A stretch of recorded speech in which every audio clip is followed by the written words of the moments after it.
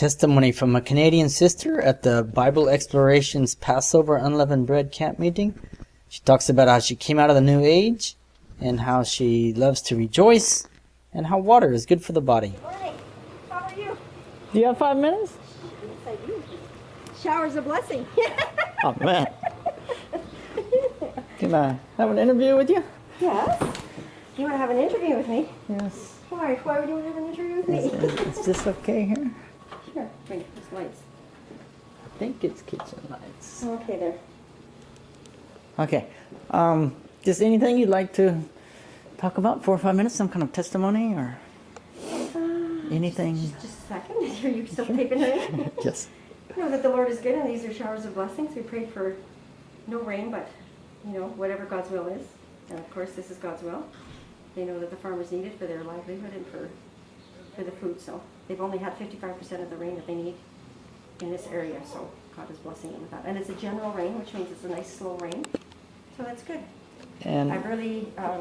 what are you doing here? I come to the camp, this is my first time to the feast, to be with a gathering, and it's wonderful. And to learn about what's going on, and around you meet people, new friends, other places of the world, from the world, just such as Daniel here. And you've come from where? From Canada. I'm from Northern Alberta. Oh. Yeah, from the other side of Edmonton, so hour and a half west of Edmonton.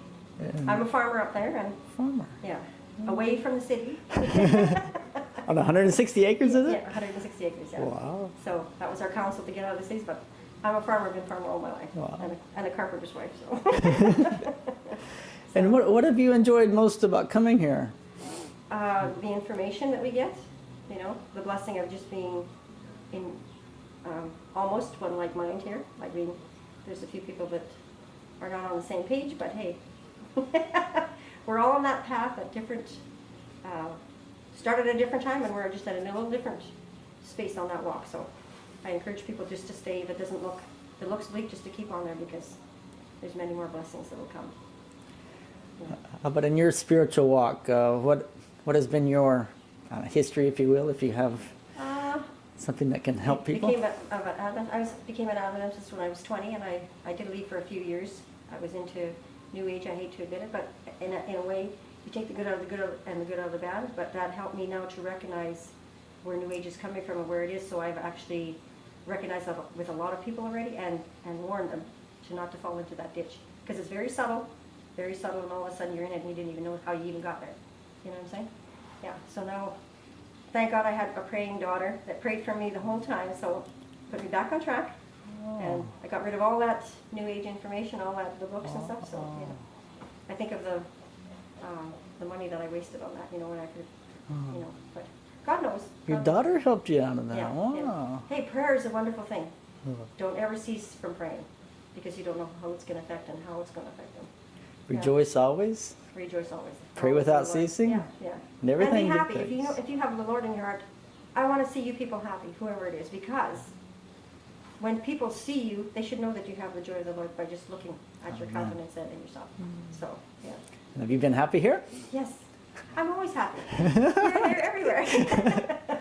Did you get over your sore throat? Yes, I did. What did you do to get over that?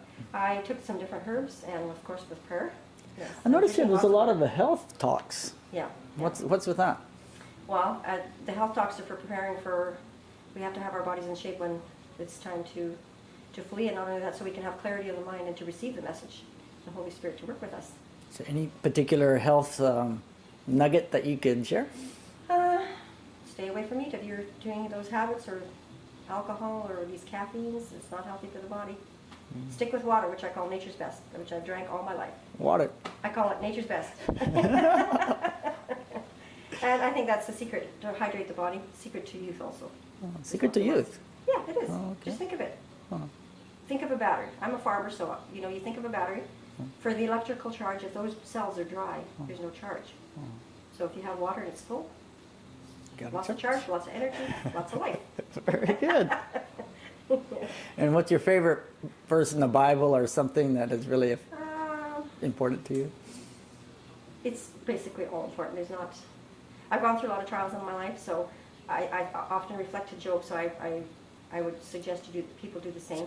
To reflect back to Job and see that God knew he was his faithful servant, right?